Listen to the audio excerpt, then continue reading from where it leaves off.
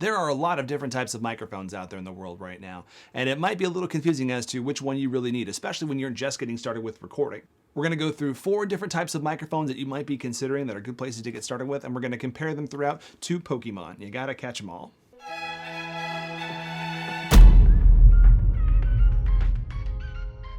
Hi, this is Matt with Podcast Dictionary, talking to you today about microphones. Some of the things you need to consider when you're first choosing which microphone to get started with are location where you're going to be recording, what kind of work you're doing, and who's going to be all around you. Do you have options for adequate power for the microphones you're using? Are you recording a podcast? Are you recording video production? Are you doing a little bit of both? We're going to compare different microphones today to Pokemon starters. So of the starting Pokemon, arguably the best one to start with if you got no experience with the game would be Bulbasaur. Bulbasaur are extremely tough and very difficult to capture in the wild. So the Bulbasaur of microphones is dynamic type microphones. Dynamic microphones are very popular, and you probably most likely have heard one at some point in your life. They're generally cheaper, which makes them a pretty great place to get started when it comes to microphones. The actual technology inside of a dynamic microphone that's used to capture the audio is very durable. Dynamic microphones can take a tumble, basically is what it comes down to. Also, dynamic microphones can handle very high levels of volume, which is beneficial, especially if you're just learning some of the nuance of recording. You can handle some of those louder signals. If maybe your recorder's a little bit on the hot side, a little bit loud, dynamic microphones can handle them a little bit better without too much excessive clipping or volume distortion because of the loud volume.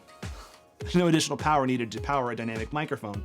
No phantom power, no other power source. So they're really easy to just plug in and go if you're looking to go with a microphone. Now, one of the better parts of a dynamic microphone is also kind of a downside of it as well. They're not as sensitive as some of the other microphones we're going to talk about today. So they don't pick up as much of the nuance, but in the flip side, that's kind of a good thing. They're not going to pick up as much room noise. They're not going to pick up as much ambient sound that's happening where you're recording, and even less bleed. If you're podcasting with multiple people, they're going to pick up less of that other audio from the other person. So it can be a benefit, especially again, if you're just getting started, you haven't done much recording, you're looking for a solution that's going to work well for you. These are a great one. Dynamic microphones are the Bulbasaur of microphones when you're getting started with recording.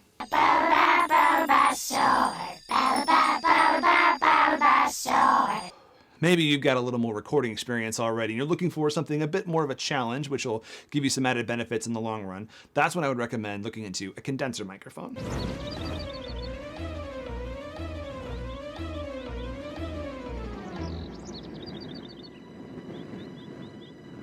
Condenser microphones are widely used, especially for vocal recordings on any kind of music work. So if you're looking to do any kind of singing, you definitely want to look into a large diaphragm condenser microphone like this one. Condenser microphones also need an additional power turned on to them, a phantom power. So if you're working with an interface, you need to make sure your interface has phantom power, your portable recorder has a phantom power option.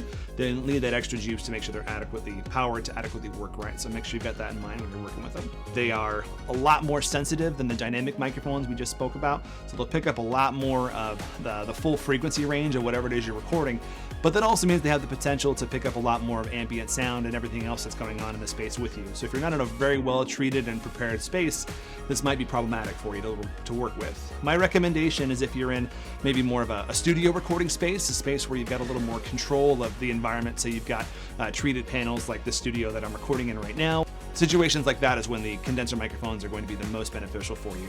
If you're recording in a loud environment or with multiple people in a space, these are going to pick up a lot more of that sound around you, which is something to be mindful of. But once you can figure out how to tame that, it can be a very powerful tool, much like the flame breath of a Charizard.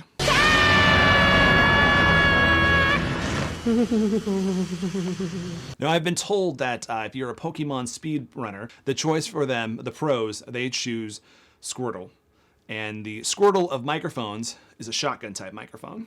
Squirtle, Squirtle, Squirtle.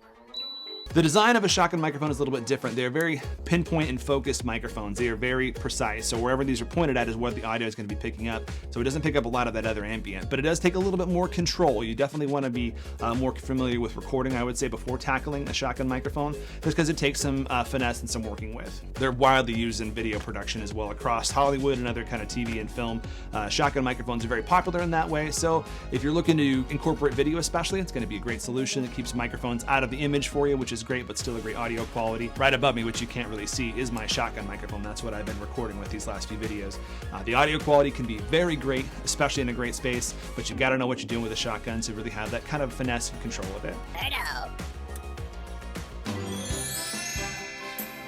If you know Pokemon at all, you know probably the most famous Pokemon is Pikachu.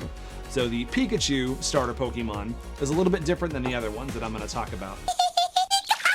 If you're looking for something that's maybe a little bit out of the box or out of the Pokeball, if you will, is a lavalier microphone. Lavalier microphones are very small and are, because of that, they're able to be hidden in places. Typically, you'll see a lot of lavalier microphones on shirts, collars, taped on different places. They're used in Broadway films even, and hidden in different locations. So it's an easy way to keep a microphone on someone because they're typically used in a wireless system. So the end of a lavalier microphone is plugged into a wireless body pack. So it's additional work you've got to do. It gives you some freedom with a lavalier microphone to be able to get up and go, but you've got to be able to have a wireless system to really kind of take full advantage of that. One of the biggest handicaps of a lavalier microphone is possible rustling of a shirt if it's on a piece of clothing. You really need to be mindful of that. So you've got to kind of work with a lavalier microphone, give it a little bit of finesse. Don't try and push it in ways it's not necessarily going to work the best because you're not going to get the audio recording you want. So lots of opportunities for you, but what's going to best fit your needs? Think about what kind of show you're doing. Are you just getting started? Think about a dynamic microphone. Inexpensive to get started with, especially if you need a couple of them.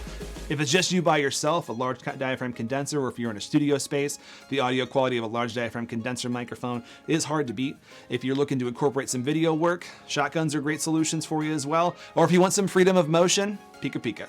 So what microphone are you starting with? If you've already got one, leave a comment below. Let me know what you're working with. I'd love to see your favorite go-to microphones for work. If you've got any questions about audio recording, podcasting, any way I can be helping out, let me know in the comments below. Always happy to help out. Use the gear you have, get comfortable with it, get producing, and get better.